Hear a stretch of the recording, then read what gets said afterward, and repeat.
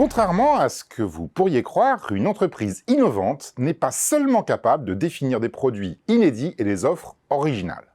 Elle est aussi capable de les mettre en œuvre, c'est-à-dire de les commercialiser de manière rentable. Pour être véritablement innovante, une entreprise doit tout à la fois explorer des idées nouvelles et les exploiter.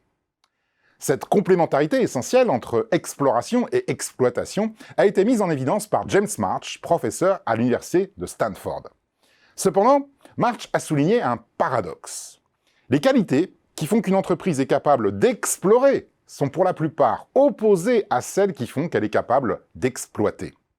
En effet, l'exploitation est tournée vers l'efficacité, utilise des analogies mécaniques, résout des problèmes compliqués et progresse par évolution. Pour exploiter, il faut recruter des individus précis, méticuleux, ordonnés, capables de continuellement améliorer les procédures et les systèmes de manière à assurer leur efficience. À l'inverse, l'exploration est tournée vers la créativité, utilise des analogies biologiques, résout des problèmes complexes et progresse par révolution. Pour explorer, il faut recruter des individus créatifs, imaginatifs, contestataires, capables de contourner les procédures et les systèmes qu'ils veulent remplacer par des approches inédites. Alors faire cohabiter les deux populations dans une même organisation est souvent très difficile. Ceux qui explorent ayant in fine pour objectif de rendre obsolète l'activité de ceux qui exploitent. Alors comment dès lors concilier ces deux dimensions ? Eh bien pour obtenir ce que l'on appelle une organisation ambidextre, capable à la fois d'explorer et d'exploiter.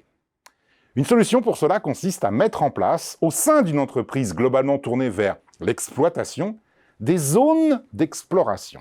C'est-à-dire des zones de liberté, de flou, d'ambiguïté.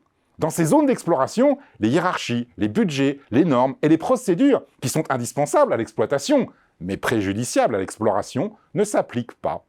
Alors cela peut prendre plusieurs formes. Vous pouvez mettre en place des équipes projets, plus ou moins temporaires, créer de nouvelles entités dédiées à une innovation spécifique, ou encore collaborer avec des partenaires externes sous la forme d'innovation ouverte.